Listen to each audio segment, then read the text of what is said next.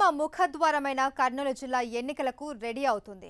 వచ్చే ఎన్నికల్లో కర్నూలు అసెంబ్లీ స్థానాన్ని కైవసం చేసుకునేందుకు పార్టీలు ఇప్పటినుంచే రాజకీయ వ్యూహాలు రచిస్తున్నాయి. అధికార టీడీపీ నేతలు సీటు కోసం పోటీ పడటమే కాకుండా ప్రచార యాత్రలు ప్రారంభించారు. సార్వత్రిక ఎన్నికలతో ఏపీ అసెంబ్లీ ఎన్నికలు నిర్వహించేందుకు కేంద్ర ఎన్నికల సంఘం కసరత్తు మొదలుపెట్టింది. ఈ నేపథ్యంలో ఆంధ్రప్రదేశ్లో రాజకీయాలు వేడి పుట్టిస్తున్నాయి. అధికార విపక్షాలతో పాటు మిగిలిన పార్టీలు ఎన్నికలకు రెడీ అవుతున్నాయి. కర్నూలు జిల్లాలో 14 నియోజకవర్గాలున్నాయి. జిల్లా ఏర్పడిన తరువాత 14 సార్లు ఎన్నికలు జరిగితే 8 సార్లు కాంగ్రెస్ ఐ, టీడీపీ, సిపిఎం చెరో 2 పర్యాయాలు, ఇండిపెండెంట్, వైసీపీ ఒక్కోసారి విజయం సాధించాయి. కర్నూలు అసెంబ్లీ స్థానంలో పార్టీల కంటే టీజీ వెంకటేష్, గఫూర్ల మధ్య పోటీ హోరాహోరీగా ఉంటుంది.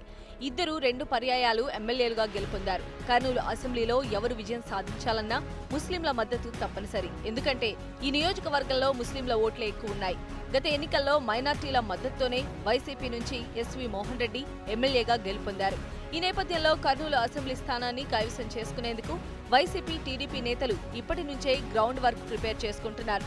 టికెట్ తమకంటే తమకేనని ఎస్వి మోహన్ రెడ్డి, టీజీ భరత్లు పోటాపోటీగా నగరంలో పర్యటిస్తున్నారు. 2014లో వైసీపీ తరపున గెలుపొందిన ఎస్వి మోహన్ రెడ్డి కొంతకాలానికి టీడీపీలో చేరారు. వచ్చే ఎన్నికల్లో కూడా తనకే సీటు వస్తుందన్న ధీమాలో ఉన్నారు. మరోవైపు ఎంపీ టీజీ వెంకటేష్ తన కుమారుడు భరత్ను బరిలోకి దించాలని భావిస్తున్నారు. ఎన్నికల షెడ్యూల్ రాకముందే ఎస్వి మోహన్ రెడ్డి వార్డుల దర్శిని పేరుతో నగరంలో పర్యటిస్తున్నారు. అటు టీజీ భరత్ విజన్ యాత్ర పేరుతో నగరంలో తిరుగుతూ ప్రజల మద్దతును కూడగడుతున్నారు. తెలుగుదేశం పార్టీలోని ఇద్దరు నేతలు ఎవరికి వారు ప్రజల్లో ఉంటూ రాజకీయాలను ఆసక్తికరంగా మారుస్తున్నారు.